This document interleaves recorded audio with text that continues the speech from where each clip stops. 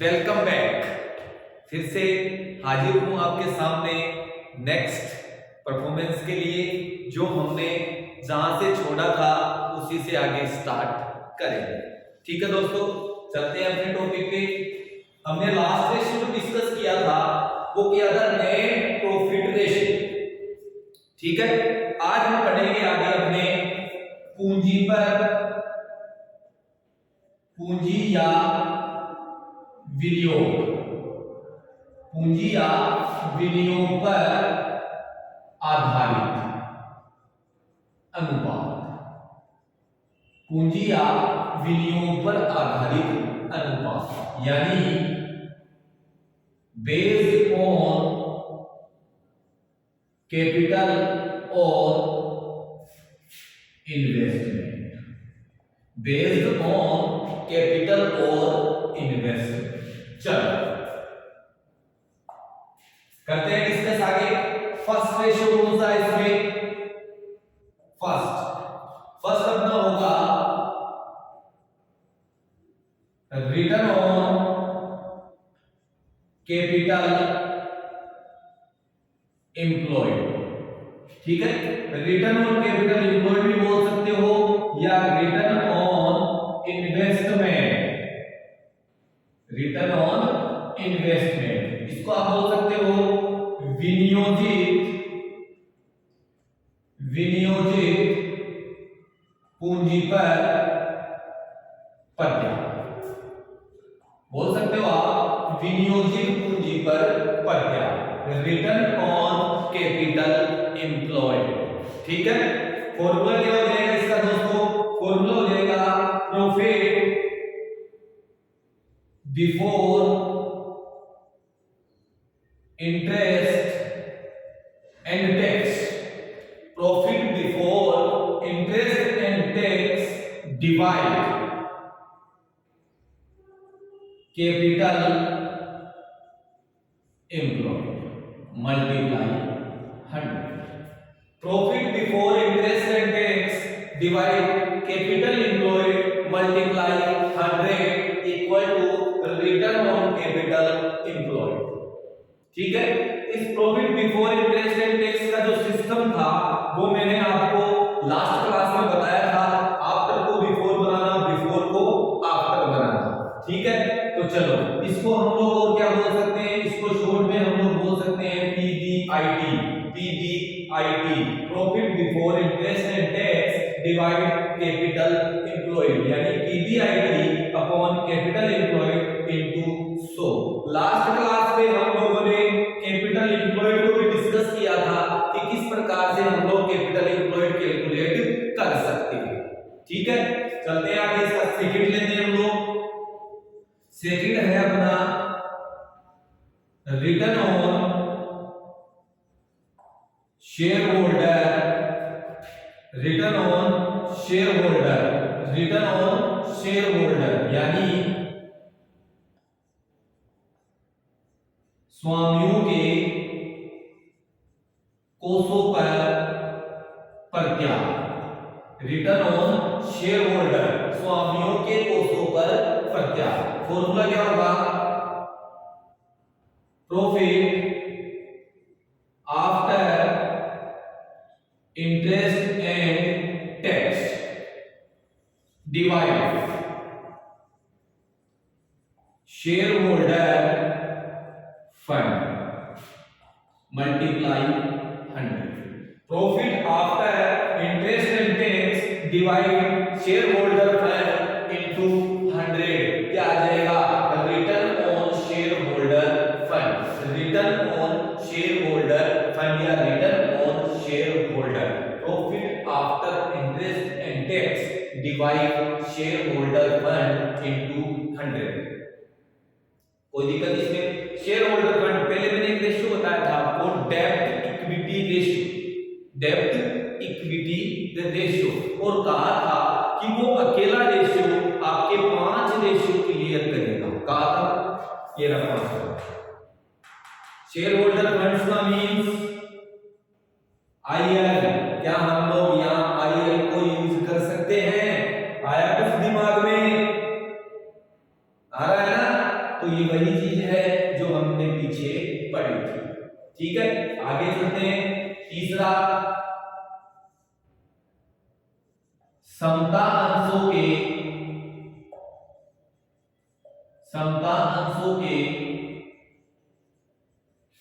कोषों पर प्रत्याय। समता अंशों के कोषों पर प्रत्याय यानी return on equity share holder. Return on equity share holder formula क्या हो जाएगा? देखो इसमें और इसमें कोई डिफरेंस है क्या? यहां हमने लिखा स्वामियों के कोषों पर प्रत्याय और यहां लिखा हमने समतांशों के कोषों पर प्रत्याय। फॉर्मूला क्या हो जाएगा? Profit after interest and tax. ये तो यहां भी लिखा, फिर इसमें डिफरेंस क्या होगा? है यहां स्वामियों के कोषों पर प्रत्याय है तो हमने क्या किया? प्रॉफिट, इक्विटी और प्रेफरेंस दोनों का ऐड किया। लेकिन यहां पर्टिकुलर हम लोग किसकी बात कर रहे हैं? समतांशों की बात कर रहे हैं, तो हम लोगों को प्रॉफिट भी किसका चाहिएगा? केवल समतांशों का ही चाहिएगा। तो minus preference share dividend, minus preference share dividend upon equity share holder fund और मल्टीप्लाई 100। देखो समतांशों के कोषों पर प्रत्याय, समतांशों के कोषों पर प्रत्याय और स्वामियों के कोषों पर प्रत्याय सेम ही है, कंफ्यूज मत हो जाना। स्वामियों के कोषों के प्रत्याय की जब हम लोग बात करते हैं तो शेयर होल्डर फंड्स को यूज करते हैं और शेयर होल्डर फंड्स में आपको सबको पता है कि इक्विटी शेयर को भी शामिल किया जाता है, प्रेफरेंस शेयर को भी शामिल किया जाता है। तो हम लोगों ने प्रॉफिट भी किसका लिया? इक्विटी और प्रेफरेंस दोनों का। ठीक है, यहां पर्टिकुलर हम लोग केवल समतांशों के कोषों की बात कर रहे हैं तो हम लोग प्रॉफिट भी किसका लेंगे? केवल इक्विटी शेयर का ही लेंगे। ये जो profit after interest and tax है ये इक्विटी और प्रेफरेंस दोनों का है। अपने को पर्टिकुलर किसका चाहिए? इक्विटी शेयर का चाहिए, तो मैंने इसमें से किसका माइनस कर दिया दोस्तों? प्रेफरेंस शेयर का माइनस कर दिया और डिवाइड किससे कर दिया? इक्विटी शेयर होल्डर्स फंड से कर दिया। इक्विटी शेयर होल्डर्स फंड्स कैसे कैलकुलेट होंगे? Equity share capital plus reserved surplus minus 50 TS assets. अब दोस्तों मैंने यहां प्रेफरेंस शेयर को शामिल नहीं किया ना, क्यों नहीं किया? क्योंकि यहां हम लोगों को पर्टिकुलर पूछा ही क्या जा रहा है? समता अंशों के कोषों पर प्रत्याय यानी रिटर्न ऑन इक्विटी शेयर पूछ रहा है हम लोगों को। रिटर्न ऑन इक्विटी शेयर पूछ रहा है तो हम लोग यहां डिवाइड भी किससे करेंगे?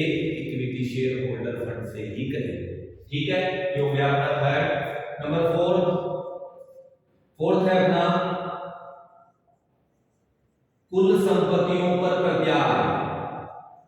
कुल संपत्तियों पर प्रत्याय यानी return on total assets. Return on total assets formula क्या हो जाएगा? Profit after interest and tax divide total assets multiply 100। कुल संपत्तियों पर प्रत्याय return on total assets it means profit after interest and tax divide total assets into 100 क्या आ जाएगा? कुल संपत्तियों पर प्रत्याय। तो दोस्तों ये हो गया अपना पूंजी या गिनियों पर आधारित अनुपात बेस्ड ऑन कैपिटल और इन्वेस्टमेंट। ठीक है, आगे चलते हैं। लास्ट टाइप का रेशियो ले रहा है अपना, लास्ट टाइप का रेशियो अपना यहां और ले रहा है जिसे हम लोग क्लियर करते हैं। कौन सा है वो, उसको और देख लेते हैं। लास्ट टाइप का रेशियो है अपना जो कि कौन सा है? मार्केट टेस्ट रेशियो, बाजार जांच अनुपात। मार्केट टेस्ट रेशियो, बाजार जांच अनुपात। लास्ट कौन सा है अपना? बाजार जांच अनुपात, मार्केट टेस्ट रेशियो। देखो इस रेशियो की मैं बात करता हूं तो सबसे पहली बात कि ये जो रेशियो है ये किस पर बेस्ड होंगे, based on only equity share. किस पे डिपेंड होंगे ये, based on only equity share. Clear, चलो पढ़ते हैं। इसमें पहला कौन सा है, इसमें पहला है बुक वैल्यू पर शेयर। बुक वैल्यू पर शेयर यानी प्रति अंश पुस्तक मूल्य, प्रति अंश पुस्तक मूल्य। अब कौन से अंशों की बुक वैल्यू ये पूछ रहा है, अभी तो बताया था बेस्ड ऑन इक्विटी शेयर, ठीक है ना। तो यहां हम लोगों को ये बुक वैल्यू पूछ रहा है, बुक वैल्यू पर शेयर, ये होगी किसकी, इक्विटी शेयर की बुक वैल्यू। यानी एक इक्विटी शेयर की बुक वैल्यू कितनी होगी, एक इक्विटी शेयर की बुक वैल्यू कितनी होगी। तो इसका फॉर्मूला क्या हो जाएगा, देखो equity share holder fund, equity share holder fund divide number of equity share, equity share holder fund divide number of equity share. तो अपने पास क्या रहेगा, बुक वैल्यू पर शेयर, प्रति अंश पुस्तक मूल्य। और इक्विटी शेयर होल्डर फंड अभी भी बताया था, जस्ट लास्ट रेशियो जो बताया था उसमें मैंने यही बताया था कि इक्विटी शेयर होल्डर फंड कैसे कैलकुलेट होगा, equity share plus reserve and surplus minus fictitious assets, क्या आ जाएगा अपने पास, इक्विटी शेयर होल्डर फंड आ जाएगा। उसको डिवाइड कर दोगे किससे, number of equity shares.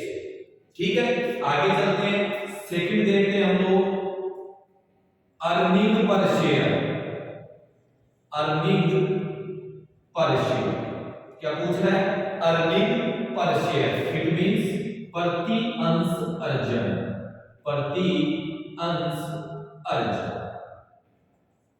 Earning per share का मतलब क्या होता है, प्रति अंश अर्जन।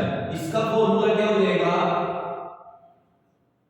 Profit after interest and tax minus preference share dividend, profit after interest and tax minus preference share dividend divide number of equity share, number of equity share. इसको हम लोग शॉर्ट में क्या बोल सकते हैं दोस्तों, ईपीएस पूछ रहा है। क्या पूछ रहा है, ईपीएस, अर्निंग पर शेयर। क्या पूछ रहा है देखो, ईपीएस, अर्निंग पर शेयर, ठीक है ना। तो अर्निंग पर शेयर कैसे आएगा, profit after interest and tax minus preference share dividend divide number of equity share. कोई दिक्कत इसमें, चलते हैं आगे। तीसरे की बात करता हूं मैं, तीसरा कौन सा होगा अपना, price earning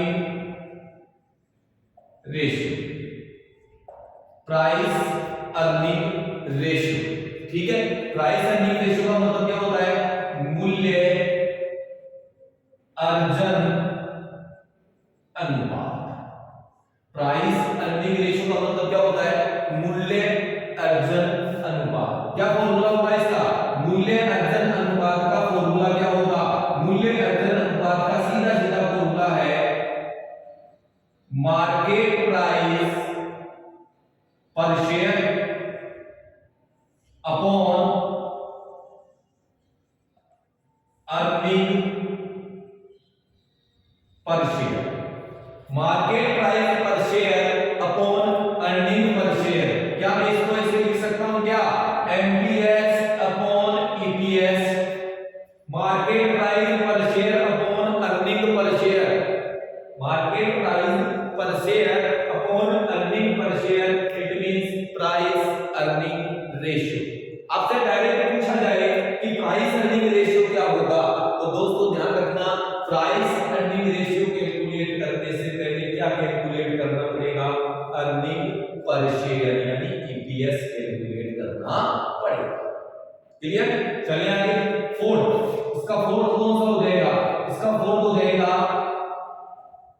dividend per share, dividend per share, ठीक है, यानी लाभांश, प्रतिअंश लाभांश, प्रतिअंश लाभांश, डिविडेंड पर शेयर रेशियो प्रतिअंश लाभांश। तो फॉर्मूला क्या हो जाएगा, dividend of equity share, dividend of equity share divide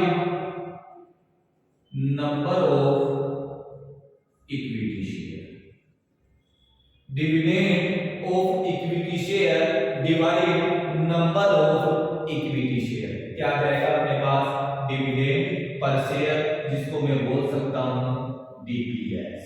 क्या बोल सकता हूं, डीपीएस, डिविडेंड पर शेयर। हो गया दोस्तों, आगे चलते हैं फिर लास्ट, डिविडेंड याइल्ड रेशियो, यानी लाभांश प्राप्ति अनुपात, डिविडेंड याइल्ड रेशियो यानी लाभांश प्राप्ति अनुपात। क्या फॉर्मूला हो जाएगा इसका, इसका फॉर्मूला हो जाएगा dividend per share upon earning per share into 100, यानी इसको मैं ऐसे भी लिख सकता हूं DPS upon EPS into 100, DPS upon EPS into 100।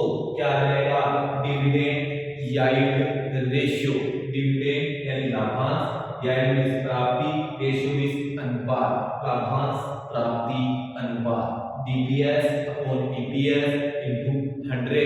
क्या आ जाएगा आपके पास, डिविडेंड याइल्ड रेशियो। आपसे पूछे कि डिविडेंड याइल्ड रेशियो कैलकुलेट करो, तो दोस्तों ध्यान रखना, डिविडेंड याइल्ड रेशियो कैलकुलेट करने से पहले ईपीएस कैलकुलेट करना पड़ेगा और डीपीएस कैलकुलेट करना पड़ेगा, तब जाके अपने पास डिविडेंड याइल्ड रेशियो कैलकुलेट होगा। ठीक है दोस्तों, ये थे अपने रेशियो, और एक दो रेशियो जो रहे हुए हैं वो हम लोग क्वेश्चंस के साथ डिस्कस करेंगे, उसमें कोई प्रॉब्लम नहीं है, ठीक है ना। अब नेक्स्ट क्लास जो अपनी होगी, उस नेक्स्ट क्लास में हम लोग इस रेशियो के बेस पे, इन रेशियो के बेस पे बनने वाले क्वेश्चंस जो पर्टिकुलर एग्जाम में पूछे जाते हैं, मोस्ट इंपोर्टेंट क्वेश्चंस पे क्या करेंगे, डिस्कस करेंगे, जिसमें किस प्रकार से इंफॉर्मेशन के बेस पे बैलेंस शीट प्रिपेयर की जाती है और इंफॉर्मेशन के बेस पे इनकम स्टेटमेंट प्रिपेयर किया जाता है। ठीक है, तब तक के लिए हम लोग सभी लोगों को धन्यवाद, और मिलते हैं नेक्स्ट क्लास में, जिसमें हम लोग क्वेश्चंस पे क्या करेंगे, डिस्कस करेंगे। Thank you.